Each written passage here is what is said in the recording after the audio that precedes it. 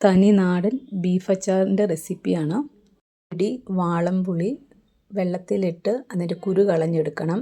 സവോളയും ഒരെണ്ണം വേണം. അത് മിക്സിയിലിട്ട് അരച്ചിട്ട് ഒരു അരിപ്പയിൽ അരിച്ചെടുക്കണം. 2 കിലോ ബീഫ് അച്ചാർ ഉണ്ടാക്കുന്നതിനുള്ള അളവാണ് ഇവിടെ പറയുന്നത്. 50 ഗ്രാം ഇഞ്ചി നല്ല പൊടിയായിട്ട് അരിയണം. വെളുത്തുള്ളിയുടെയും ഇഞ്ചിയുടെയും പേസ്റ്റ് 4 ടേബിൾ സ്പൂൺ വേണം. നേരത്തെ റെഡിയാക്കി വെച്ച് സവോളയുടെയും പുളിയുടെയും പേസ്റ്റാണിത്. വെളിച്ചെണ്ണയിൽ നന്നായിട്ട് മൊരിച്ചു കോരണം. 1/2 ടീസ്പൂൺ മഞ്ഞൾപ്പൊടി, 1 ടേബിൾ സ്പൂൺ പെരിഞ്ജീരകം പൊടിച്ചത്, 2 ടേബിൾ സ്പൂൺ മുളക് പൊടി എരിവുള്ളത്,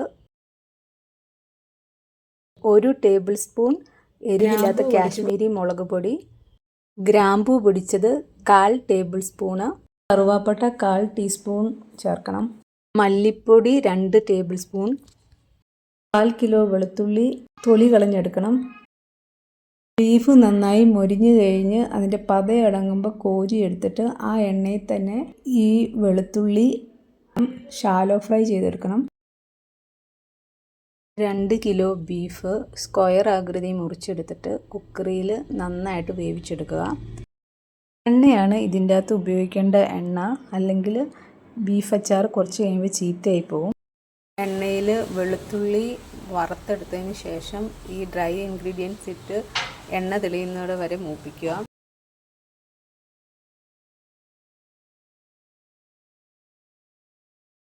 മൂന്ന് ടേബിൾ സ്പൂൺ നാടൻ വിനാഗിരി ഒഴിക്കണം. നന്നായി ഇളക്കി യോജിപ്പിച്ചതിന് ശേഷം അരമുറി നാരങ്ങ പിഴിഞ്ഞ് സ്റ്റൗ ഓഫ് ചെയ്യാം.